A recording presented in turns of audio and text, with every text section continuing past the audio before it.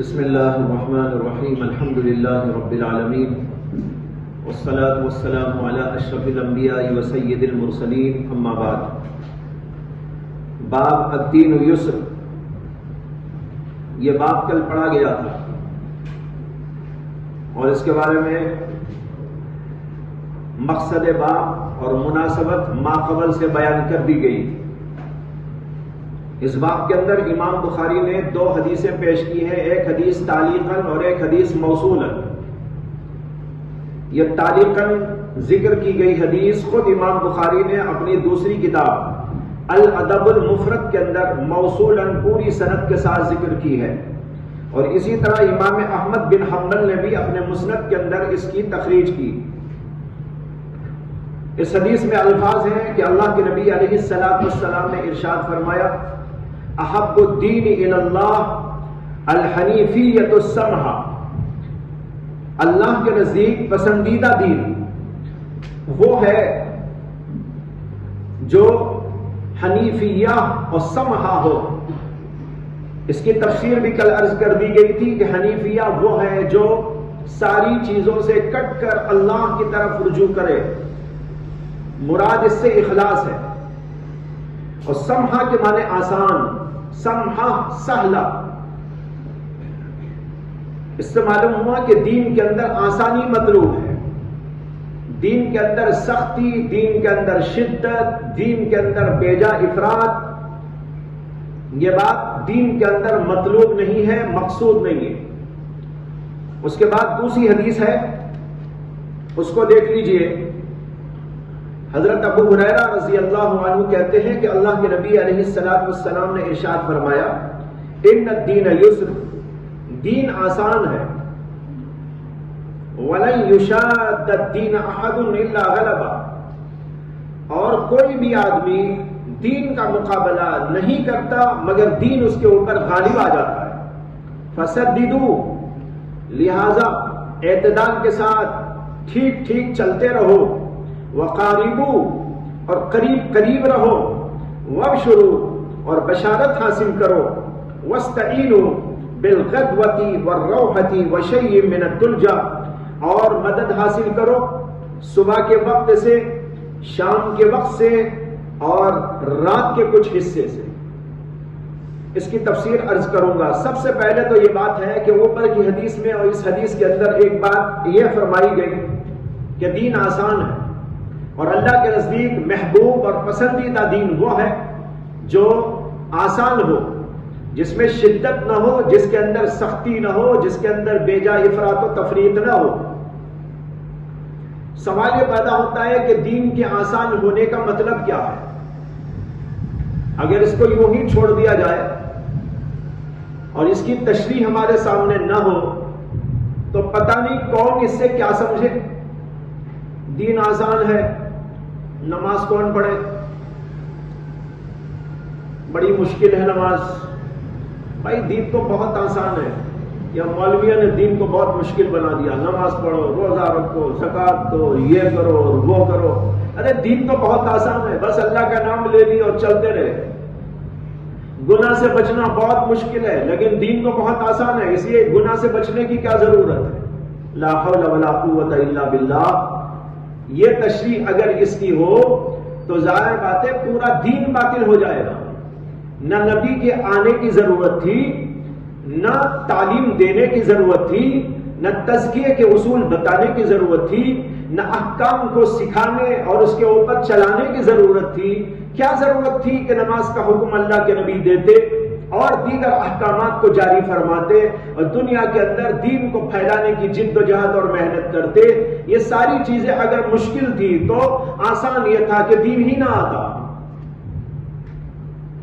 یہ تشریح ظاہر بات ہے کہ انتہائی غلط، بلکہ یہ تشریح تو دین کے خلاف تحریف ہے، بلکہ اس سے آگے کہہ سکتے ہیں کہ یہ تو عین کفر ہے۔ یہ تو عین کفر ہے کہ کوئی کہنے لگے دین بہت آسان ہے، اس لیے نماز بھی نہیں، روزہ بھی نہیں، زکات بھی نہیں، حج بھی نہیں، ساری دین کی باتوں کو چھوڑ دو۔ دین ہی کو لے کر دین کو باطل کر رہا ہے۔ یہ کوئی عقل مندی کی بات ہے؟ اس لیے میں نے عرض کیا کہ یہ بات ضروری ہے کہ ہم سمجھیں کہ دین کے آسان ہونے کا کیا مطلب ہے۔ دیکھو اللہ تعالیٰ نے جو دین عطا کیا، یہ دین خود آسان بنا کر دیا گیا ہے۔ یہ مطلب اس کا نہیں ہے کہ دین میں سے وہ لے لو جو تمہیں آسان لگتا ہے۔ دونوں میں فرق سمجھو۔ اللہ کے نبی یہ بتا رہے ان الدین یسر، کہ دین تو خود آسان ہے۔ جب دین آسان بنا کر پیش کیا گیا ہے تو دین تو آسان ہو، اس میں کیا مشکل ہے؟ نماز ہے تو وہ بھی آسان ہے، روزہ ہے تو وہ بھی آسان ہے، جتنے احکام دیے گئے ہیں وہ سب آسانی ہے، اس میں کوئی مشکلات نہیں۔ اللہ کے نبی یہ بتانا چاہتے ہیں کہ تم اس کے اندر توغل نہ کرو، مبالغہ آرائی نہ کرو، اپنی طرف سے کچھ چیزوں کو ٹھوس نہ لو۔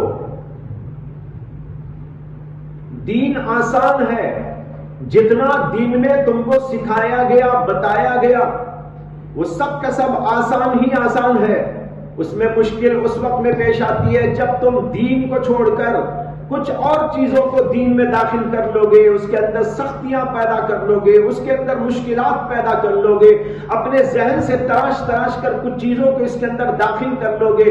یہ ہے دین کے اندر مشکل، ورنہ تو دین تو آسان ہے۔ اللہ نے دین کو آسانی بنا کر پیش کیا ہے، اس لیے تم اپنی طرف سے کچھ بدعات کو، خرافات کو، سختیوں کو، تعمقات کو، بے جا قسم کی باتوں کو دین کے اندر داخل کر کے دین کو مشکل نہ بناؤ۔ یہ ہے اس کا مطلب۔ یہ مطلب نہیں ہے کہ دین آسان ہے اس لیے ہم کو جو پسند آئے دین میں سے لے لو، جو پسند نہ آئے چھوڑ دو۔ اگر یہ مطلب ہوتا تو دین آنے کی ضرورت کیا تھی؟ نبی کو آنے کی ضرورت کیا تھی؟ نبی نے آیا، نبی آئے، دین لائے، پیغامات کو پیش کیا، دین کو پھیلایا۔ دین کو پھیلانے کے لیے تو جانوں کی بازی لگا دی گئی، شہادتیں ہوئی، انبیاء علیہ السلام نے اپنی جانوں کو لٹا دیا، اپنی ہر چیز کو قربان کر دیا۔ یہ مطلب اگر ہوتا کہ جس کے جی میں جو آئے، جو آسان لگے وہ لے لو، جو آسان نہ لگے چھوڑ دو، تو پھر تو دین اس سے باطل ہو جاتا ہے۔ تو یہ ہے بھائی سمجھنے کی بات کہ دین اللہ کی طرف سے جو آیا ہے وہ آسان ہی بنا کر تم کو دیا گیا ہے، اس کے اندر کوئی مشکل تمہارے لیے نہیں رکھی گئی ہے۔ اس لیے کہ لا یکلف اللہ نفسا الا وسعها، اللہ اسی چیز کا انسان کو مکلف بناتے ہیں جس کی اس کے اندر سکت و طاقت ہوتی ہے، اور جس کی انسان کے اندر سکت و طاقت نہ ہو اللہ اسے اس کا مکلف نہیں بناتے۔ تو یہ تو دین آسان ہے۔ اب ہمیں اپنی طرف سے دین کا مقابلہ نہیں کرنا چاہیے، اس کو ابھی سمجھاؤں گا دین کا مقابلہ کیسا ہوتا ہے۔ تو سب سے پہلا نقطہ تو یہ آپ کو سمجھ لینا تھا کہ دین کے آسان ہونے کا مطلب ہے کہ دین تو اللہ کی طرف سے جو آیا وہ خود آسان بنا کر دیا گیا ہے، اس میں کوئی مشکل نہیں۔ دیکھو قرآن میں اللہ نے آیتیں نازل کی اس بارے میں، یرید اللہ بکم اليسر ولا یرید بکم العسر۔ اسی طریقے پر ما جعل اللہ علیکم من حرج، اللہ نے تمہارے اوپر حرج نہیں رکھا، کوئی تنگی و پریشانی میں تم کو نہیں ڈالا۔ یہ تو قرآن کی تصریحات ہے، لا یکلف اللہ نفسا الا وسعها۔ اس کے اندر بھی اس بات کی تصریح موجود ہے، اللہ اسی بادشاہ مکلف انسان کو بناتے ہیں جو انسان کے بس کے اندر ہوتا ہے، جو انسان کے بس کے اندر نہیں اللہ اسے اس کا مکلف نہیں بناتے۔ دوسری بات یہ ہے کہ اپنی طرف سے اس کے اندر کچھ باتیں تعمقات کی، تکلفات کی، تشدیدات کی، سختیوں کی داخل کی جائے گی تو وہ غلط ہے۔ دین خود آسان کیسے ہے؟ ایک تو یہ کہ اللہ نے اسی بات کا انسان کو مکلف بنایا جو انسان کے بس میں ہے، کوئی بھی حکم ایسا نہیں دیا جو انسان کے بس میں نہ ہو۔ بعض پہلی شریعتوں کے اندر بڑے سخت ترین احکامات موجود تھے، جیسے بعض بنی اسرائیلی قوموں پر یہ حکم تھا کہ اگر پیشاب کا چھینٹا لگ جائے تو کپڑے کو کاٹ دینا پڑے گا، دھونے کا حکم نہیں تھا۔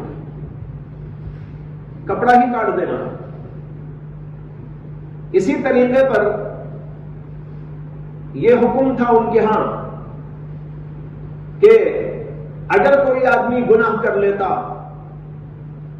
تو دروازے کے اوپر قدرتی طور پر لکھ دیا جاتا تھا، اور اس کی توبہ کے لیے شرط یہ تھی کہ جس عضو سے گناہ کیا ہے وہ عضو کاٹ دیا جائے۔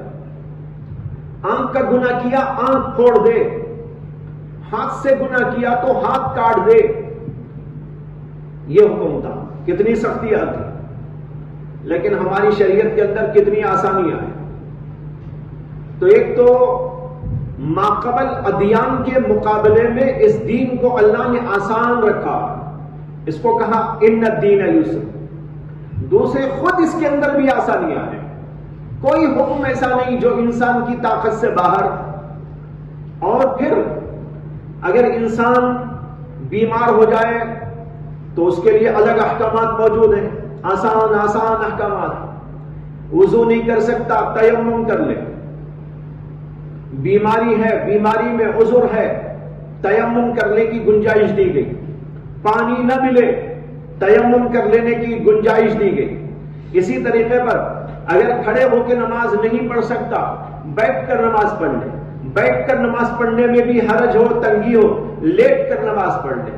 اسی طریقے پر بہت سارے ایسے احکامات موجود ہیں۔ روزے کے سلسلے میں بھی حکم موجود ہے کہ روزہ رکھو، لیکن اگر سفر پہ گئے ہو تو سفر میں روزہ رکھنا معاف ہے، بعد میں آ کے رکھ لو۔ بیمار ہے تو اسی وقت رکھنا ضروری نہیں، بعد میں تم اس کو رکھ سکتے ہو۔ اس طرح آپ غور کریں گے تو بے شمار احکامات ملیں گے جس کے اندر بڑی ہی آسانیاں ہیں۔ زکوٰۃ کا حکم دیا گیا۔ زکوٰۃ میں دراصل اللہ کی نعمتوں کے شکرانے میں صدقہ نکالا جاتا ہے۔ نعمتیں کتنی ہیں اللہ کی، کھانے کی، پینے کی، رہائش کی، اور اپنے اندر کی اور اپنے باہر کی، اتنی نعمتیں ہیں۔ ان تعدوا نعمت اللہ لا تحصوها، کہ اگر تم اللہ کی نعمتوں کو شمار کرنا چاہو تو شمار کر نہیں سکتے، اتنی نعمتیں۔ اتنی نعمتوں کا شکریہ تو یہ ہوتا کہ ہمیں جتنا مال ملا ہے اللہ کہتے پورا مال اللہ کے راستے میں دے دو۔ ارے بھائی اتنی ساری نعمتوں کا شکر اتنا بھی نہیں کہ جو کچھ مال ہے وہ سب اللہ کے راستے میں دے دو، صرف کھانے پینے کا رکھ لو، باقی سب قربان کر دو اللہ کے لیے۔ حکم تو یہ ہونا چاہیے تھا، لیکن حکم یہ دیا گیا ہے کہ اپنے مال میں سے 40واں حصہ نکالو۔ کتنا؟ 40واں حصہ۔ 40 حصے نہیں، 40 حصے تو بہت ہوتے ہیں، 40واں حصہ نکالنے کا حکم دیا گیا۔ چھوٹی سی مقدار، یہ چھوٹی سی مقدار نکالنے کا اللہ نے حکم دیا ہے۔ اور پھر اس کے ساتھ یہ کہ اگر تم کو خود کوئی پریشانی ہے، جیسے قرض میں تم مبتلا ہو تو وہ بھی معاف، پہلے قرض ادا کرو، بعد میں اللہ کا حکم دیکھیں گے۔ اللہ کہتے ہیں بعد میں میرے حکم کے مطابق دینا، ابھی تو تمہارے اوپر پریشانی قرض کی ہے، پہلے قرض ادا کرو۔ اسی طریقے پر زکوٰۃ اس وقت میں ہے جبکہ حاجات ضروریہ، حاجات اصلیہ پورے ہو کر بچے رہے مال۔ حاجات اصلیہ میں جو مشغول ہے مال، اس کی کوئی زکوٰۃ اللہ نے نہیں پوچھی۔ اور پھر یہ بھی حکم کہ سال میں ایک دفعہ زکوٰۃ ہے، جبکہ تم کھا کر پی کر ضروریات میں خرچ کر کے تمہارے پاس مال بچت رہ جائے اور وہ مال تمہارے پاس 1 سال باقی رہے۔ بتاؤ بھائی یہ سب آسانیاں ہیں کہ نہیں ہیں؟ ایک بار ایسا ہوا کہ ایک صاحب نے مجھے دعوت دی تھی، رمضان کا مہینہ تھا، بسن گڑی میں، تو وہاں جانا ہوا۔ تو میرے سے متعلق تھے، تو انہوں نے کئی مسائل میرے سے پوچھے۔ ان کا بہت بڑا بنگلہ ہے، کئی کاریں ہیں، اور کئی ان کی بسیں چلتی ہیں، کئی لاریاں بھی ان کے پاس موجود ہیں، بہت بڑی ان کی فیکٹری موجود ہے جس کے اندر بہت بڑی بڑی مشینریاں لگی ہوئی ہیں۔ انہوں نے ان ساری چیزوں کے بارے میں مسئلے پوچھے میرے سے۔ انہوں نے کہا حضرت یہ جو ہمارا گھر ہے اس کی کتنی زکوٰۃ نکالنا پڑتا ہے؟ میں نے کہا بھائی جس گھر میں تم رہتے ہو اس کی کوئی زکوٰۃ نہیں، کہنے لگے میرے اور 4-5 مکانات ہیں جو میں کرائے پہ دیا ہوا ہوں، ان کی زکات. میں نے کہا کہ ان کے اوپر بھی زکات نہیں ہے. ہاں، جو آمدنی اس سے آتی ہے وہ آمدنی تمہارے اخراجات پورے ہونے کے بعد بچی رہے اور 1 سال تک تمہارے پاس بچت موجود رہے تو اس کے اوپر زکات آئے گی. بذات خود ان مکانات کے اوپر کوئی زکات نہیں. کہنے لگے کہ میرے پاس 3 یا 4 کاریں ہیں جو ایک میں استعمال کرتا ہوں، میرے بیٹے 2-3 وہ اس کو استعمال کرتے ہیں، ان کی زکات. میں نے کہا اس کے اوپر بھی زکات نہیں. پھر انہوں نے کہا کہ ہماری کچھ لاریاں ہیں اور بسیں چلتی ہیں. میں نے پوچھا کیا کرتی ہیں وہ؟ کہا کہ وہ کرائے پہ چلتی ہیں. میں نے کہا اس کے اوپر بھی زکات نہیں. کہنے لگے کہ ہماری بہت بڑی فیکٹری ہے، اتنی بڑی، اتنے ایکڑ پڑا ہے اور اس کے اندر جو ہے ایسی مشینریاں ہیں، کروڑوں روپے کی مشینریاں لگی ہوئی ہیں اور یہ پروڈکٹ تیار ہوتا ہے. میں نے کہا کہ بذات خود اس فیکٹری پر بھی کچھ نہیں ہے اور مشینری پر بھی کچھ نہیں ہے، البتہ مشینریوں سے جو پروڈکٹ تیار ہو کر مال تجارت بنتا ہے صرف اس کے اوپر زکات آئے گی. کہنے لگے ارے میں تو کئی سال سے ان سب کی کچھ زکات دے رہا ہوں، لیکن مجھے ذرا تفصیلاً آپ سے پوچھنا چاہتا تھا، آپ کہہ رہے ہیں کہ ان کے اوپر زکات نہیں. میں نے کہا دیکھو علم حاصل کرنے کا کتنا بڑا فائدہ ہے. میں نے کہا کہ دیکھو علم حاصل کرنے کا کتنا بڑا فائدہ ہے. تم کو علم نہیں تھا تو تم نے اتنا سارا مال دیا، مجھے پہلے ہی پوچھ لے تو یہ مال تمہارا بچ جاتا. اللہ نے اتنی آسانیاں کر رکھی ہیں اور پھر بھی لوگ زکات ادا نہیں کرتے. ایسے لوگ تو کم ہیں جس کا بھی ذکر کیا کہ بیچارے دے رہے تھے، لیکن کتنے ایسے لوگ ہیں جو اسے بھی مشکل سمجھتے ہیں. حالانکہ کتنا آسان بنایا شریعت نے. رہنے کے مکان پر زکات نہیں، جس فیکٹری میں تم کام کر، جس فیکٹری کو چلاتے ہو اس کے اوپر زکات نہیں، وہاں کی مشینریوں پر زکات نہیں، اسی طرح کار پر زکات نہیں، استعمال ہونے والی چیزوں پر زکات نہیں. گھر کے اندر بہت ساری چیزیں استعمال کے رکھتے ہیں، پنکھے رکھتے ہیں اور فریج رکھتے ہیں اور مختلف قسم کے ساز و سامان استعمال کے رکھتے ہیں، اس کے اوپر زکات نہیں. زائد ضرورت چیزوں پر زکات عائد ہوتی ہے جو حاجت اصلیہ سے زائد ہوتی ہے. کتنا آسان بنایا شریعت نے اس کو. اللہ کے نبی نے کہا ان الدین یسر، کہ دین بہت آسان ہے، اس کو مشکل نہ سمجھو. مشکل کب پیش آتی ہے؟ جب آدمی حماقت میں مبتلا ہو جاتا ہے، جہالت میں مبتلا ہو جاتا ہے. اب دیکھو ان کو دین بڑا مشکل معلوم ہو رہا ہوگا، جن کا بھی میں نے ذکر کیا. ارے بھائی اس کی زکات دینا، اس کی زکات دینا، وہ گھر کی زکات دینا، کار کی زکات دینا، بنگلے کی زکات دینا، فیکٹری کی زکات دینا، مشینری کی زکات دینا، یہ دینا وہ دینا. لیکن یہ اسی لیے تو مشکل معلوم ہوا کہ جہالت تھی. جب علم آیا تو پتہ چلا کہ دین کتنا آسان ہے، کس قدر ہلکا پھلکا دین اللہ نے ہم کو عطا کیا ہے جو عین فطرت کے مطابق ہے. اس کے اندر کوئی پریشانی کی بات نہیں. اسی طرح حج کو فرض کیا تو بھائی پوری زندگی میں ایک بار. حدیث میں آتا ہے کہ ایک دفعہ اللہ کے نبی علیہ السلام نے لوگوں کے سامنے بتایا کہ اللہ تبارک و تعالیٰ نے تمہارے اوپر حج کو فرض کیا. ایک صحابی اٹھے، انہوں نے کہا کہ یا رسول اللہ کیا ہر سال کرنا ہے یا کتنے دنوں میں کرنا ہے؟ اللہ کے نبی علیہ السلام بہت زیادہ غصہ ہوئے اور فرمایا یہ پرانے لوگوں کی عادت ہے کہ اس طرح کے سوالات کرتے ہو. جب اللہ نے کہا فرض ہے تو بس ایک دفعہ فرض ہے. تو زندگی کے اندر ایک دفعہ فرض کیا گیا، وہ بھی کس پر؟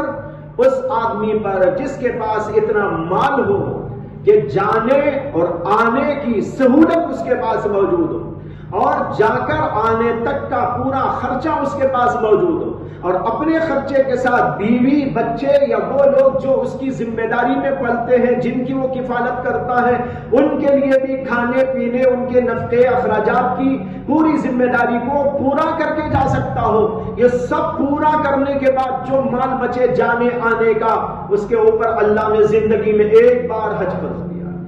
کوئی مشکل ہے؟ کتنا آسان بنا دیا دین کو.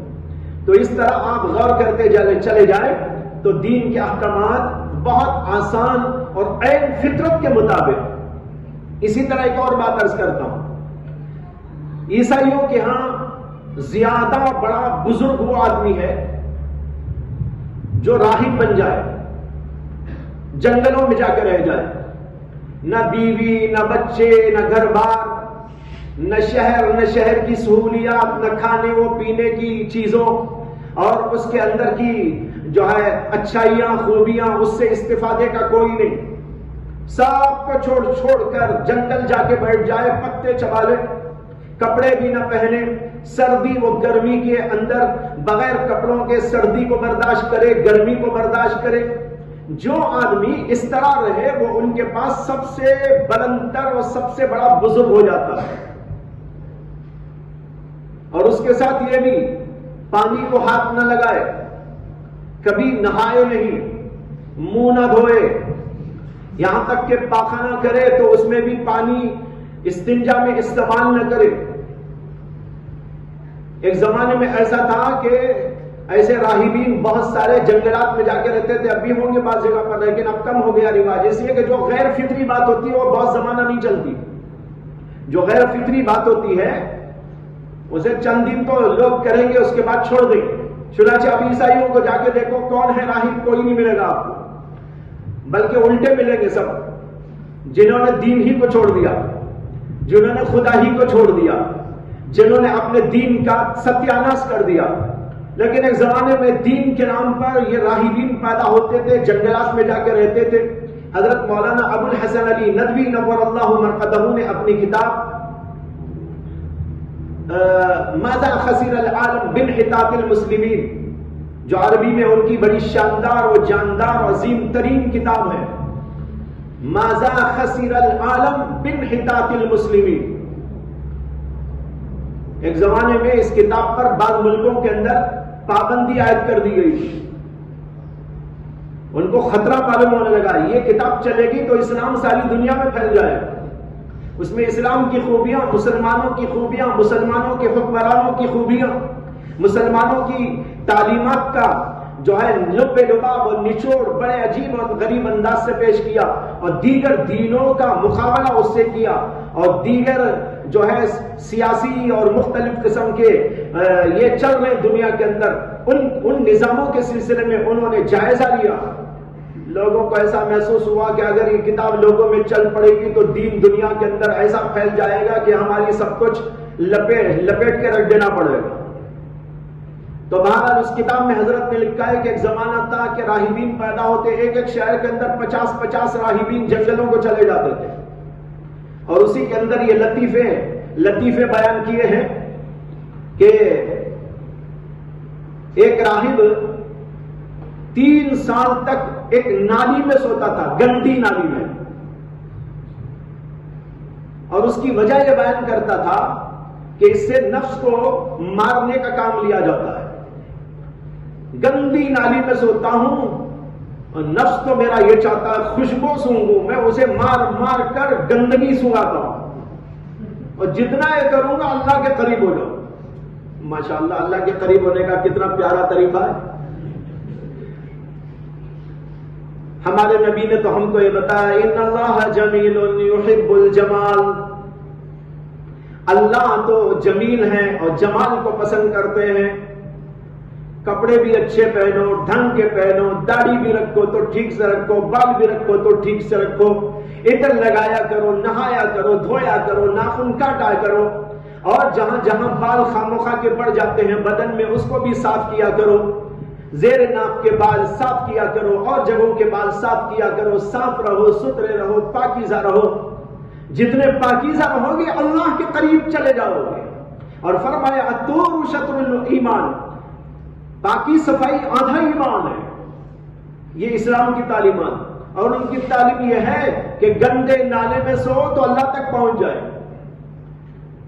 اور ایک لطیفہ یہ ذکر کیا ہے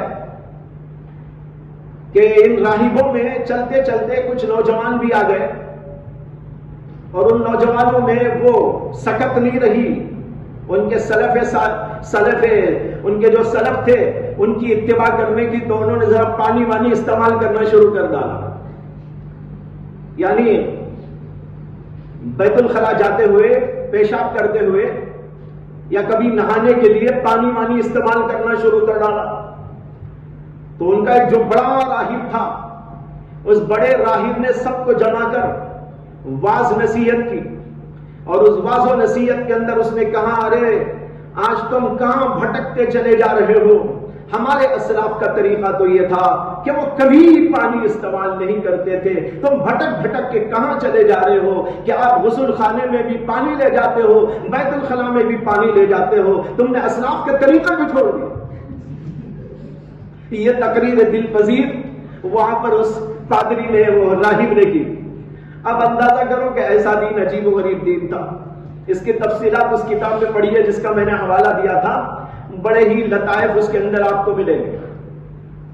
تو بہرحال بتانا ایک طرف یہ ہے ان کا انداز، اور اسی طرح ان میں جو شادی نہ کرے وہ سب سے بڑا، سب سے بلندر پہنچا ہوا، کہاں پہنچا یہ الگ بات ہے، کہاں پہنچا یہ الگ بات ہے، لیکن بہرحال پہنچا ہوا ہوتا ہے۔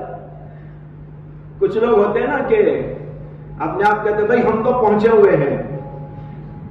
حضرت جنید بغدادی کے زمانے میں بھی کچھ لوگ تھے جو نہ نماز پڑھتے تھے، نہ دین کی پابندی کرتے تھے، سب کام الٹے الٹے کرتے تھے، اور جب ان سے کہا جاتا تھا کہ بھائی تم نماز بھی نہیں پڑھتے، روزہ بھی نہیں رکھتے، دین کے اوپر نہیں چلتے، تو کہتے تھے ہمیں ان چیزوں کی ضرورت نہیں، ہم تو پہنچے ہوئے۔ کسی نے جنید بغدادی کے سامنے اس کا تذکرہ کیا کہ حضرت یہاں کچھ لوگ ہیں نہ نماز پڑھتے ہیں، نہ روزہ رکھتے ہیں، نہ دین کا کچھ کرتے ہیں، دین کے خلاف چلتے ہیں، اور ان سے کہا جاتا ہے تو کہتے ہیں کہ ہم تو پہنچے ہوئے ہیں۔ جنید بغدادی نے کہا کہ ہاں بالکل ٹھیک کہتے ہیں، پہنچے ہوئے ہیں۔ کہاں پہنچے ہوئے ہیں؟ جہنم پہنچے ہوئے ہیں۔ تو یہ لوگ بھی ایسے ہی پہنچے ہوئے ہیں۔ لیکن اسلام نے کہا فطرت کے مطابق، ابھی میں نے مثالیں دی، جو فطرت کے مطابق ہے، اللہ جمیل ہے، یحب الجمال، یہ عین فطرت ہے، انسان کی طبیعت ہوتی ہے، نہانا، دھونا، صفائی، پاکی، تہذیب، شائستگی، ڈھنگ سے رہنا، اصول سے رہنا، طریقے سے رہنا۔ اسی طرح شادی کے بارے میں دین اسلام نے کہا کہ النکاح، نکاح من سنتی، میری سنت ہے، تمام انبیاء اکرام علیہ السلام کی سنت ہے۔ یہ پاکیزہ سنت جس سے آدمی بہت ساری برائیوں سے، قبائح سے اور بہت ساری قباحتوں سے بچا رہتا ہے۔ اللہ کے نبی علیہ السلام نے فرمایا، یا معشر کیا ہے حدیث بھول گیا، یا معشر الشباب، یا معشر الشباب من استطاع منکم الباءۃ فلیتزوج فإنہ اغض للبصر واحسن للفرج۔ اے جوانوں کے گروہ، تم میں اگر شادی کرنے کی سکت ہو شادی کر لو، فإنہ اغض للبصر، کیونکہ یہ آنکھوں کو پست رکھنے میں اور اپنی شرمگاہ کو محفوظ رکھنے میں مددگار ہے۔ یہ اس کا بہت بڑا فائدہ۔ اگر ایک آدمی شادی نہ کرے، یوں ہی پھرتا رہے، الٹا سیدھا ہوتا رہے، گناہوں میں مبتلا ہو، یا شہوانی جذبات اور خیالات اور جو ہے وساوس کے اندر مبتلا ہوتا پھرتا رہے، اور اوپر بتاتا رہے میں نے شادی نہیں کی، شادی نہیں کی۔ ارے شادی نہیں کی باہر، لیکن دماغ تیرا خراب ہو رہا ہے۔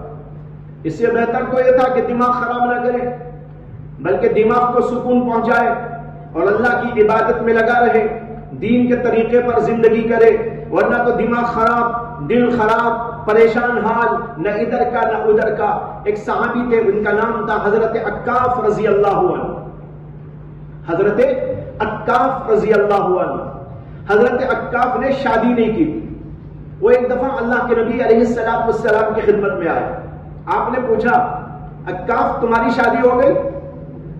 وہ نوجوان صحابی تھے، انہوں نے کہا نہیں۔ آپ نے کہا کہ جو ہے تم خیریت سے مالدار بھی ہو؟ انہوں نے کہا جی الحمدللہ میں مالدار بھی ہوں۔ آپ نے کہا جوان ہو، شادی کی ضرورت ہے، اور الحمدللہ تم کو اللہ نے مال بھی دیا ہے، اور اس کے بعد بھی تم نے شادی نہیں کی، فَإِنَّكَ إِذًا مِّنْ أَخْوَانِ الشَّيَاطِينِ، پھر تو تم شیطان کے بھائیوں میں سے۔ یہ حدیث ہے، إِنَّكَ إِذًا مِّنْ أَخْوَانِ الشَّيَاطِينِ، پھر تو تم شیطان کے بھائیوں میں سے۔ معلوم ہوا کہ شادی کرنا عین فطرت ہے، اور اسی لیے علماء نے اسے عبادت کا درجہ دیا ہے، عبادت کا درجہ۔ در مختار کے اندر لکھا ہوا ہے کہ دو عبادتیں تمام شریعتوں کے اندر رائج تھیں، مقرر و مشروع تھیں، اور اس کا سلسلہ دنیا ہی میں نہیں بلکہ آخرت میں بھی چلے گا۔ دو عبادتیں، ایک ایمان کی عبادت، ایمان ہر شریعت میں ہے، نماز بعض شریعتوں میں تھی تو بعد میں نہیں تھی، ہو سکتا ہے، یا اور بعض احکام کے اندر کسی میں ہو کسی میں نہ ہو سکتا ہے، لیکن ایمان تو وہ عبادت ہے جو تمام انبیاء کی شریعتوں میں تھا، اور یہ صرف دنیا میں نہیں آخرت میں بھی ہوگا۔ جب جنت پہ جائے گا تو اسی ایمان کے ساتھ میں جائے گا۔ تو دیکھو یہ عبادت ایسی عبادت جو تمام شریعتوں میں مشروع و رائج، اور صرف دنیا تک نہیں بلکہ آخرت میں بھی جنت کے اندر ایمان والے ہی جنت میں جائیں گے۔ دوسری عبادت نکاح کی عبادت، کہتے ہیں کہ یہ عبادت بھی تمام شریعتوں کے اندر مشروع تھی، اور پھر یہ دنیا ہی تک محدود نہیں بلکہ جنت کے اندر بھی نکاح کا سلسلہ چلے گا، وہاں جانے کے بعد بھی یہ سلسلہ چلے گا۔ یہ دو عبادت ہیں۔ جیسے کھانا بھی دنیا میں بھی کھاتے ہیں، آخرت میں بھی کھاتے ہیں، لیکن نماز تو صرف دنیا میں ہے، آخرت میں نہیں۔ اسی لیے ایک بزرگ تھے، ان کا قصہ لکھا ہے کہ جب کھانے کا وقت آتا تھا تو وہ کہتے تھے کہ چلو بھائی جنت کا کام کر لو۔ کھانے کا وقت ہوتا تو کہتے چلو چلو جنت کا کام کرو، اور جب نماز کا وقت آتا تو کہتے ارے بھائی نماز کا وقت ہو گیا ہے، دنیا کا کام کرنے چلو۔ لوگ کہتے یہ کیسے عجیب بزرگ ہیں، دنیا کا کام دین کا کام ان کے ہاں تو کچھ اور انداز کا ہے، ہم تو نماز کو جو ہے کہتے ہیں جنت کا کام، اور کھانے کو کہتے ہیں دنیا کا کام، اور یہ جو ہے نماز کو کہتے ہیں دنیا کا کام، اور کھانے کو کہتے ہیں جنت کا کام۔ کسی نے ایک دفعہ ان سے پوچھ لیا تو انہوں نے کہا میں تو ٹھیک کہتا ہوں نا، اس لیے کہ کھانا تو جنت میں بھی چلے گا، نماز جنت میں نہیں ہے۔ جتنی نماز پڑھنا دنیا میں پڑھنا ہے، دنیا کا کام ہے، لیکن یہ دنیا میں کریں گے تو جنت میں جائیں گے، لیکن کھانا تو جنت میں بھی کھائیں گے۔ تو بہرحال نکاح بھی ایسی عبادت۔ تو بھائی بتانا یہ ہے کہ دین فطرت اسلام ہے، جو عین فطرت کے مطابق، اور جب فطرت کے مطابق ہے تو یہ آسان ہے، اس کے اندر کوئی مشکل نہیں۔ جو فطرت کے خلاف بات ہوتی ہے وہ مشکل ہوتی ہے، جو عین فطرت کے مطابق ہوتی ہے وہ بہت آسان ہوتی ہے۔ اس لیے اللہ کے نبی علیہ السلام نے فرمایا ان الدین یسر۔ یہ تشریح اس لیے ضروری سمجھی تاکہ کسی کو غلط فہمی نہ ہو، اور آپ بھی کبھی کسی کو بیان کر سکیں تو یہ بات آپ کے لیے کارآمد ہو کہ دین بہت آسان ہے، اس لیے کہ اللہ نے دین کو آسان ہی بنا کر عین فطرت کے مطابق بنا کر نازل فرمایا ہے، جو ہمارے بس میں ہے، ہماری طاقت میں ہے، ہماری طاقت سے باہر نہیں، ہماری فطرت کے خلاف نہیں، ایسا دین آسان ہوا کرتا ہے۔ آگے فرمایا اللہ کے نبی علیہ السلام نے وَلَن يُشَادَّ الدِّينَ أَحَدٌ۔ بعض روایتوں کے اندر احد کا لفظ نہیں ہے، بعض روایتوں میں یہ ہے، جیسے کہ بخاری میں بھی ہے تو بات صاف ہے کہ دین اس کے اندر مفعول بھی ہے، اور احد یشاد کا فاعل ہے، اور ترجمہ یہ ہے وَلَن يُشَادَّ الدِّينَ أَحَدٌ۔ کوئی بھی آدمی دین کا مقابلہ نہیں کرتا مگر وہ دین اس کے اوپر غالب آ جاتا ہے۔ بعض روایتوں میں جہاں احد کا لفظ نہیں ہے تو اس میں بعض علماء نے الدین کو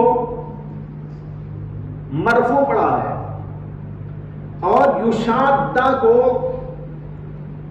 مجہول کا صیغہ قرار دیا ہے، اسے کہ مجہول بھی ہو سکتا، معروف بھی ہو سکتا، ادغام ہے۔ اگر یہ معروف ہوگا تو ہوگا لن یشادیدہ، اور اگر یہ مجہول کا صیغہ ہوگا تو ہوگا لن یشاددہ، لیکن ادغام کی صورت کے اندر پڑھا جائے گا ایک ہی طرح یشادہ۔ اب یہ مجہول بھی ہو سکتا ہے، معروف بھی ہو سکتا ہے، تو بعض علماء نے اس کو مجہول کا صیغہ قرار دے کر دین کو اس کا جو ہے مفعول ما لم یسمى فاعلہ قرار دیا، اور ترجمہ یہ ہے دین کا مقابلہ نہیں کیا جائے گا مگر دین غالب آ جائے گا۔ لیکن بات تو ایک ہی ہے دونوں صورتوں کے اندر، صرف یہاں لفظی فرق کو بتانے کے لیے یہ باتیں عرض کی گئی۔ اب سمجھنا یہ ہے کہ دین کے مقابلے کا کیا مطلب؟ دین کے مقابلے کے دو مطلب ہیں۔ ایک مطلب دین کے مقابلے کا یہ ہے کہ دین میں جو چیزیں نہیں ہیں ان چیزوں کو دین میں داخل کیا جائے، یہ ہے دین کا مقابلہ۔ اللہ نے دین نازل کیا، ایک آدمی اس میں ٹھوس رہا ہے اپنی طرف سے دین کے نام سے، جیسے بدعات، خرافات، لغویات بہت سارے لوگ دین کے نام پہ داخل کر دیتے ہیں، تو ظاہر بات ہے دین میں یہ خرافات کو داخل کرنے والے کبھی غالب نہیں آ سکتے، دین ہی غالب آئے۔ اور دوسرا مطلب اس کا یہ ہے کہ دینی امور میں شدت برتی جائے۔ اللہ نے دین کو ایک مقدار کے ساتھ اور ایک خاص کیفیات کے ساتھ میں نازل کیا ہے، یہ نقطہ یاد رکھیے۔ اللہ نے دین جو نازل کیا تو ایک مقدار بھی ہے دین کی اور اس کے ساتھ اس کی کیفیات بھی ہے۔ نماز کے بارے میں بتا دیا گیا 5 وقت نماز ہے، 6 وقت نہیں پڑھ سکتے آپ۔ اسی طرح یہ بتا دیا گیا ہے کہ فجر میں 2 رکعتیں، ظہر میں 4 رکعتیں، عصر میں 4 رکعتیں، عشاء میں 4 رکعتیں، مغرب میں 3 رکعتیں۔ اس میں آپ کوئی اضافہ یا کوئی کمی نہیں کر سکتے۔ اگر کوئی کہنے لگے کہ بھائی اللہ تعالیٰ نے آسانی کے لیے تو 4 رکھ دیے ہیں، میرے اندر تو بڑی طاقت ہے، میں روزانہ 8 رکعت پڑھ لیا کروں گا، فجر کی 2 کے بجائے میں 4 پڑھ لیا کروں گا، مغرب میں بھی 1 بڑھا کر 4 پڑھ لیا کروں گا، تو ظاہر بات ہے جو ایسا کرے گا یہ بالکل جائز بھی نہیں ہے اور یہ دین کی تحریف ہو جائے گی اور یہ دین اس کے اوپر غالب آ جائے گا، یہ کبھی کامیاب نہیں ہو سکتا۔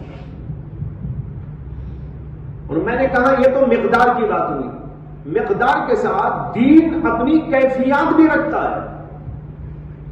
خاص کیفیات کے ساتھ دین کو ہمارے لیے نازل کر دیا گیا کہ اس انداز سے تم کو دین کو لے کے چلنا ہے۔ اس کے اندر کوئی خواہ کی شدت برتنے لگے،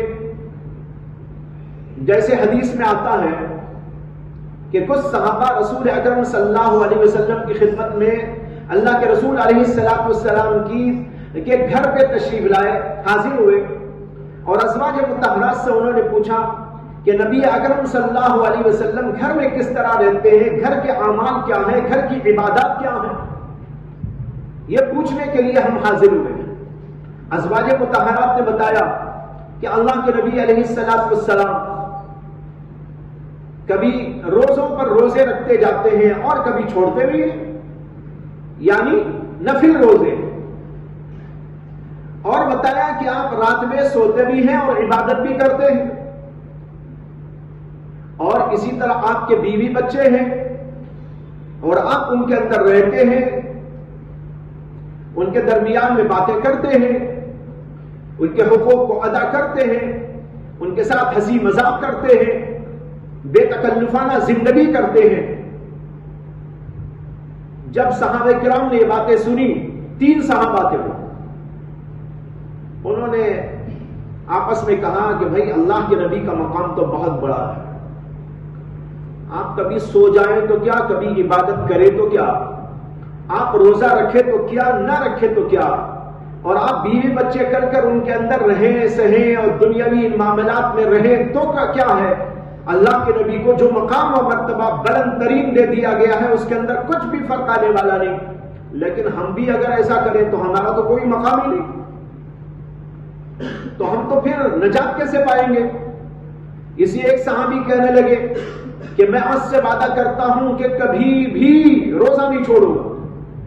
دوسرے نے کہا میں آج سے وعدہ کرتا ہوں کہ روزانہ رات کو جاگا کروں گا۔ کبھی نہیں سوؤں گا. ایک نے کہا میں شادی نہیں کروں گا. چلے گئے. ازواج مطہرات نے اس کو سن لیا تھا. جب اللہ کے نبی علیہ السلام آئے تو انہوں نے بتایا کہ ایسا 3 آدمی فلاں فلاں آئے تھے اور انہوں نے ایسی ایسی بات پوچھی, ہم نے یہ کہا تو انہوں نے یہ کہا. اللہ کے نبی نے ان کو بلایا اور کہا کیا تم ہی وہ لوگ ہو جنہوں نے ایسی ایسی باتیں کہی تھی؟ انہوں نے کہا کہ ہاں. اللہ کے نبی علیہ السلام نے فرمایا میں تم میں سب سے زیادہ اللہ تبارک و تعالیٰ سے ڈرنے والا اور اللہ کو جاننے والا ہوں. میں سب کچھ کرتا ہوں تو تم کو بھی کرنا پڑے گا, اور میری سنت کو چھوڑ کر کوئی بھی آدمی چلے وہ کامیاب نہیں ہو سکتا. تو دیکھو یہ تھا مبالغہ. جو دین کا انداز اللہ کے نبی نے دیا تھا اس انداز زندگی میں ان لوگوں نے کچھ گڑبڑی کر دی. ایک نے کہا ہم روزہ ہمیشہ رکھیں گے, ایک نے کہا کہ میں کبھی شادی نہیں کروں گا, ایک نے کہا کہ میں ہمیشہ رات بھر جاگا کروں گا. حالانکہ اللہ کے نبی علیہ السلام نے یہ تعلیم ہم کو نہیں دی.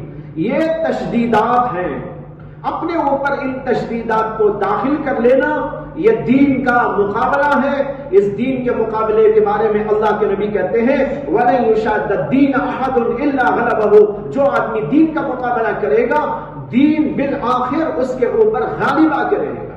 غالب آنے کا کیا مطلب؟ چند دن تو کرے گا اس کے بعد میں ہار جائے گا. چند دن کرے گا شوق میں, جیسے بعض لوگ شوق میں آتے تو پوری رات جاگ لیتے ہیں اور فجر کی اذان ہوتی ہے تو گم ہو جاتے ہیں. ارے فجر چھوڑ دی اور پوری رات جاگ لیا, کیا فائدہ ہوا؟ اس کے بعد پورا دن سو جاتے ہیں, نمازیں چٹ ہو جاتی ہیں. اللہ کے نبی نے اسے کہا جو دین کا مقابلہ کرے گا دین اس پہ غالب آ کے رہے گا, یعنی وہ اپنی بات پہ نہیں چل پائے گا, اسے بالآخر دین ہی کی بات کو لینا پڑے گا. اسی کے اندر اس کی بھلائی, اسی کے اندر اس کے لیے جو ہے نجات مضمر ہے. اگر اپنی طرف سے کچھ ٹھوس لیں گے, تشدیدات اور تعمقات کے اندر مبتلا ہو جائیں گے تو یہ بات انسان کے اوپر یہ ہمیشہ چلنے والی نہیں, انسان اس میں مغلوب ہو کے رہتا ہے. چنانچہ جن لوگوں نے بھی ایسا کیا آخرکار وہ ہاتھ سے دھو بیٹھے اپنے آپ کو, اور ان کو یا تو وہی چیز اختیار کرنی پڑی جو دین نے تسہیلات عطا کی تھی, جو دین کے اندر آسانیاں عطا فرمائی گئی تھی. ان تشدیدات و تعمقات کو چھوڑنا ضروری ہو گیا ان کے. اسی لیے نفس کو بھی جب مارنا چاہو اصلاح نفس کے لیے تو وہاں بھی یہ ضروری ہے کہ اس میں اعتدال برتے. بعض لوگ یہاں بھی گڑبڑ کرتے ہیں کہ آدمی کو خواہش ہو رہی ہے تو کچھ نہیں دے رہے اسے, یہ سمجھ کر کہ بھائی نفس کو مارنا ہے, نفس کو مارنا ہے, نفس کو مارنا ہے. لیکن اس کے اندر بھی اعتدال چاہیے. اگر اعتدال کو چھوڑ کر نفس کو مارو گے تو پھر تو اس کو سمجھنے کے لیے ایک لطیفہ سمجھ لیجیے. حضرت تھانوی نے ایک لطیفہ بیان کیا ہے. لطیفہ کیا ایک واقعہ ہے وہ, لیکن ہے لطیفہ, واقعے میں لطیفہ. واقعہ یہ ہے کہ ایک آدمی کے پاس ایک گھوڑا تھا جو بڑا سرکش تھا, اور سرکشی میں یہ کرتا تھا کہ جب بھی وہ چلتے چلتے لید کرتا تو پلٹ کر سونگتا. اب کہیں جاتے جاتے لید کیا, پلٹ کے سونگا, پھر آگے بڑھا, پھر لید کر دیا, پھر پلٹ کے سونگا. ظاہر بات ہے بڑا حرج ہے. ایک تو عادت خراب کہ پلٹ کے سونگنے لگے, اور پھر یہ کہ تکلیف و پریشانی. وہ آدمی تنگ آ گیا, اس کا کوئی علاج اس کی سمجھ میں نہیں آیا. ایک بار جا رہا تھا تو راستے میں ایک اور گھوڑ سوار اس کو مل گیا. جب چلتے چلتے دونوں باتیں کر رہے تھے تو گھوڑے نے لید کی اور پلٹ کر سونگنے لگا. وہ گھوڑ سوار پوچھنے لگا ارے بھائی یہ کیا حالت ہے تمہارے گھوڑے کی, کیا عادت ہے اس کی؟ اس نے کہا ہاں بھائی میں تو بہت پریشان ہوں اس گھوڑے سے, یہ ایسے ہی کرتا ہے, مجھے بہت پریشان کرتا ہے اور میرے پاس تو اس کا کوئی علاج نہیں. اس نے کہا میرے پاس اس کا علاج ہے, مجھے دو, میں کر دیتا ہوں علاج. کیا علاج؟ کہا کہ تمہارا گھوڑا مجھے دو, میرے گھوڑے پہ تم سوار ہو جاؤ, جب تک چلنا ہے وہاں تک چلیں گے, پھر جب بدلنا ہے تو بدل لیں گے, اس درمیان میں اس کا علاج کر دوں گا. اچھا بھائی ٹھیک ہے. اب اس کا گھوڑا اس کو دے دیا، اس کا گھوڑا یہ لے لیا، بیٹھ کے اب چلنے لگے، اور جب کہیں لیپ کر کے وہ گھومنے لگا تو اس گھوڑ سوار نے ایسی پٹائی کی، ایسی پٹائی کی، گھوڑے کو بھی دادی دادا نانا نانی یاد آ گئے، ایسا کس کے مارا، اف، اس کے تو عقل ٹھکانے پہ لگ گئی۔ اس نے کہا ارے بھائی اس کے پاس تو چلنے کا نہیں ہے۔ خیر اب اس کے بعد اب آگے جہاں بھی لیڈ کیا تو وہاں سونگا لی، اب چل رہا ہے چل رہا ہے چل رہا ہے، کئی جگہ لیڈ کیا لیکن پلٹ کے نہیں سونگا۔ بہت دیر کے بعد دونوں کے راستے الگ ہو رہے تھے، اس کو ادھر جانا تھا اس کو ادھر، تو انہوں نے اپنے اپنے گھوڑے بدل لیے۔ گھوڑے بدلنے کے بعد یہ اس رخ پہ گیا وہ اس رخ پہ گیا۔ جب گھوڑے کو یہ اندازہ ہو گیا کہ وہ گھوڑ سوار بہت دور جا چکا ہے، تو اب وہاں سے پلٹ کر جتنا راستہ تھا پورا راستہ واپس آ کر جہاں جہاں لیپ کیا تھا سونگ سونگ کے گیا۔ یہ ہے تو لطیفہ، لیکن لطیفے میں عبرت بھی ہے۔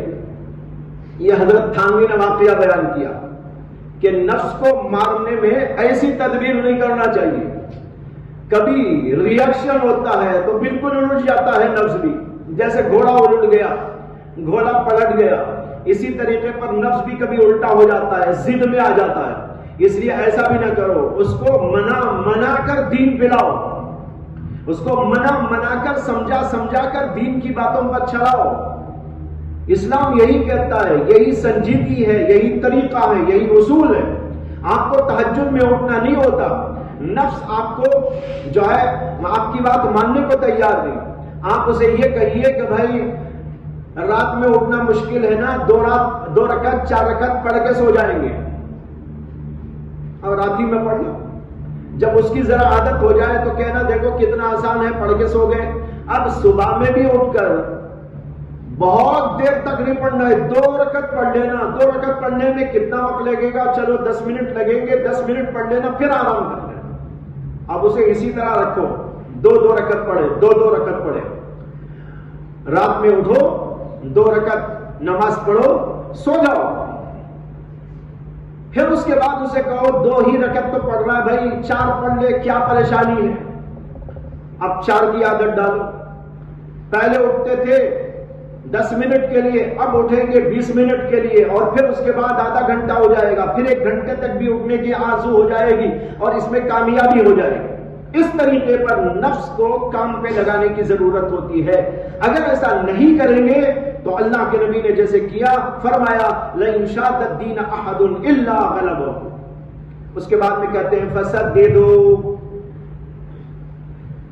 لہذا فا آئی اس میں، فا ہے لہذا کے معنی میں، کہتے ہیں فَسَدِّدُوا، اس فا کو اس معنی کر لینے میں یہ فائدہ آپ کو سمجھ میں آنا چاہیے کہ فا ہے تفریعیہ، اوپر کی بات پر تفریح ہو رہی ہے۔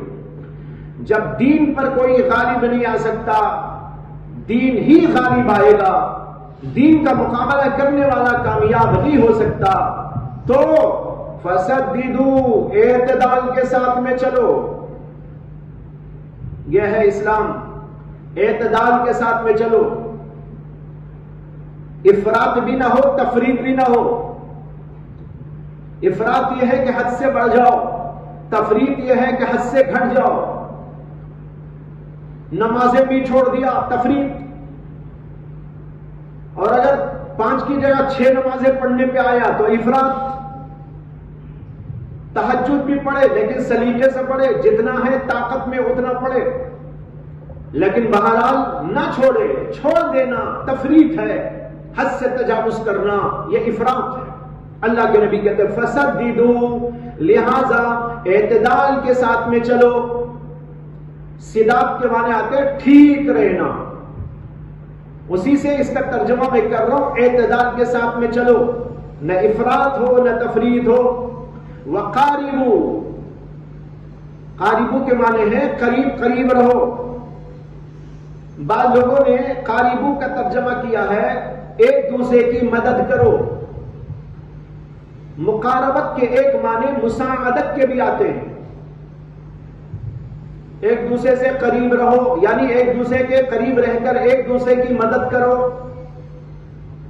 جیسے اگر کوئی استاد آپ کو بھیجے کہ بھئی 10 طلباء کو وہاں پر جانا ہے, ایک کام وہ سنبھالنا ہے, یہ کام ہے, یہ کام کرنے کے لیے آپ 10 کو بھیجا جا رہا ہے. بھائی دیکھو, قریب قریب رہنا, دور دور مت ہو جانا. اسے کہ قریب رہیں گے تو ایک دوسرے کی مدد کر کے کام انجام دیں گے نا. دور دور ہو جائیں گے تو مدد کیسا کریں گے؟ اس لیے مقاربت کا ایک معنی مساعدت کا بھی آتا ہے.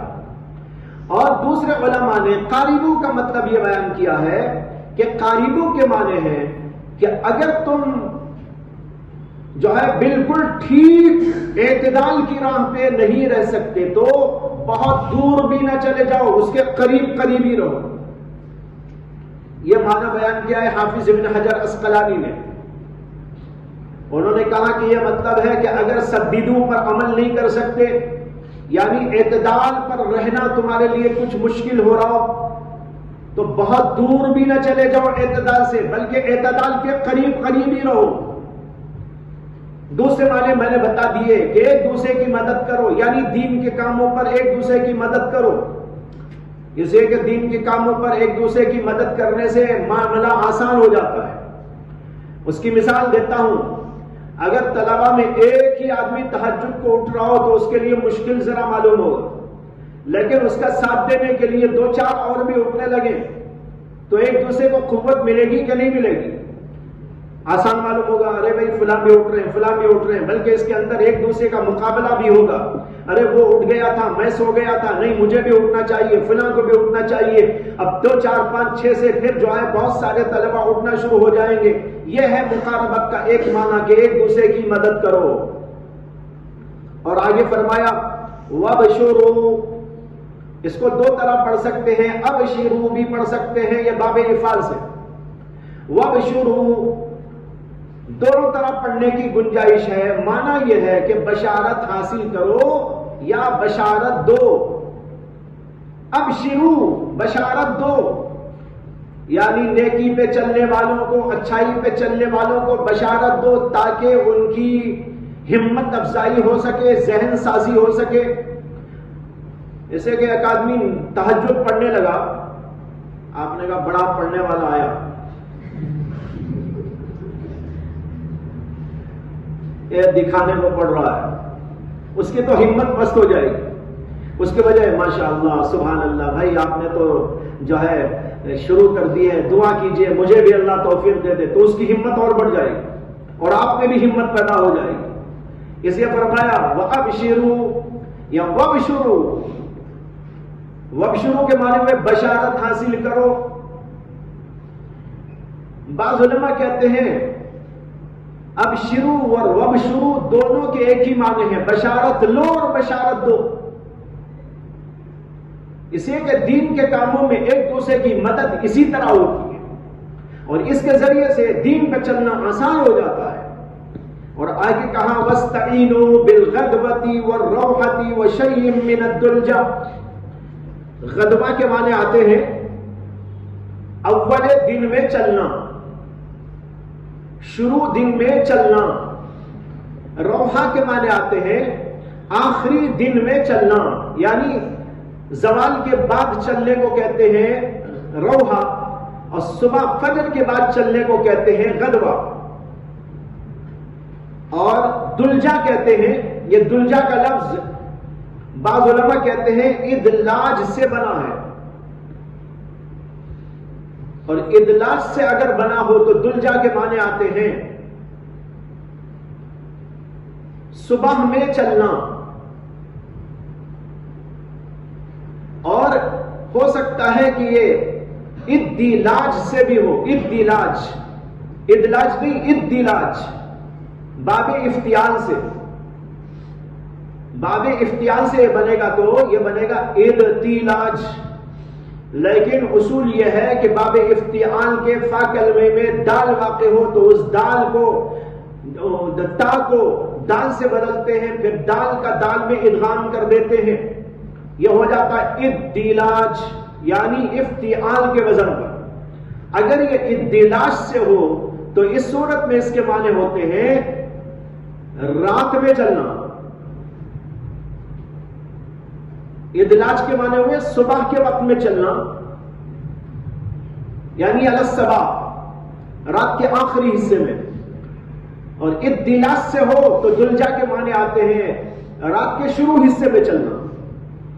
اب اس کا ترجمہ دیکھو، اللہ کے نبی کہتے ہیں وَاسْتَعِينُوا بِالْغَدْوَةِ وَالرَّوْحَةِ، مدد حاصل کرو غدوہ سے یعنی صبح کے وقت میں چلنے سے، والروحہ یا شام کے وقت میں چلنے سے، وشیء من الدلجا اور کچھ رات میں چلنے سے یا صبح میں چلنے سے۔ یہ تین اوقات بیان کیے ہیں اللہ کے نبی علیہ السلام، ایک صبح کا وقت، ایک شام کا وقت اور ایک رات کا وقت یا علی الصباح کا وقت۔ یہ وہ وقت ہوتا ہے جو بڑا پرسکون ہوتا ہے، اس کے اندر کچھ عبادتیں کر لو، باقی وقت اپنا دوسرے کاموں میں لگاؤ، سونا ہو تو سو جاؤ، کام کرنا ہو تو کر لو، تجارت کی منڈیوں میں جانا ہو تو گھومو اور پھرو، لیکن ان اوقات کے اندر عبادات کے لیے اپنے آپ کو مخصوص کر لو۔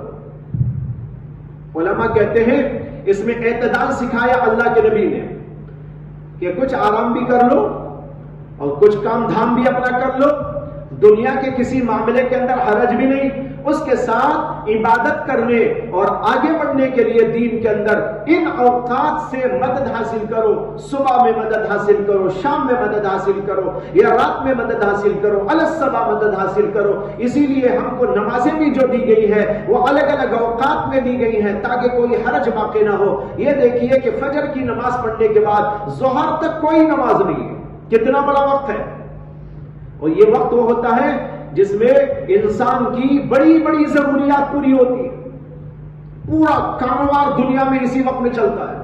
اللہ نے اسی لیے فجر کے بعد سے ظہر کے وقت تک کوئی نماز نہیں رکھی۔ ظہر کے وقت میں نماز اس لیے رکھی کہ ظہر میں تو تم تجارت بھی چھوڑ کر کھانے پینے تو آتے ہی ہو، جب کھانے پینے آتے ہی ہو تو میری نماز بھی ساتھ ساتھ پڑھ لو، کیا مشکل ہے؟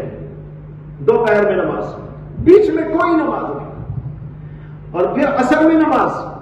ظہر کے بعد عام طور پر آرام کر لیا جاتا ہے، اس کے بعد انسان اٹھ کر پھر کاروبار کے لیے جاتا ہے۔ اللہ کہتے ہیں میری نماز پڑھ کے چلے جاؤ، پھر کاروبار کرتے ہیں۔ تو عام طور پر پہلے زمانے میں اور آج بھی بہت سارے علاقوں میں مغرب پر کاروبار بند ہو جاتا ہے، گاؤں دیہاتوں میں تو بالکل سناٹا طاری ہو جاتا ہے، چھوٹے موٹے علاقوں کے اندر بھی کاروبار بند ہو جاتا ہے۔ ہم نے کئی ایسے شہروں کے اندر دیکھا، مظفر نگر میں دیکھا، اسی طرح سہارنپور میں دیکھا، جو بڑے شہر ہیں لیکن اس کے باوجود مغرب ہونے کے بعد کاروبار بند۔ خاص طور پر سردی کا موسم آتا ہے تو اس کے اندر تو مغرب میں پورا کاروبار بند ہو جاتا ہے، بازار بند ہو جاتے ہیں۔ اب دیکھو اصل جو کاروبار کا وقت تھا صبح کا، اللہ نے اس میں کوئی نماز نہیں رکھی، شام میں رکھی تو اس طریقے پر رکھی کہ کاروبار میں کوئی حرج نہ ہو، کھانے پینے میں حرج نہ ہو، اس کے درمیان میں نماز رکھی۔ ظہر میں کھانے کا وقت 7 نماز، پھر سونے کا وقت، سو کر اٹھ کر نماز پڑھ کے جاؤ، پھر کاروبار کرو، مغرب میں بند کرتے ہو، اس وقت میں میری نماز پڑھ کے گھر آ جاؤ، پھر تو تم کو کھانا پینا گھر میں آرام کرنا ہی ہے، عشاء کی نماز پڑھ کے آرام کر لو۔ کتنا فطری طریقہ ہے، عین فطرت کے مطابق بتایا گیا۔ اس لیے اسے فرماتے ہیں استعینوا بالغدوۃ والروحۃ وشیء من الدلجا۔ اس اصول کو یاد رکھ لیا جائے تو دین کے کاموں پر چلنا بہت آسان ہو جاتا ہے۔ اللہ تعالی ہم سب کو توفیق عطا فرمائے۔ وآخر دعوانا الحمد للہ رب العالمین۔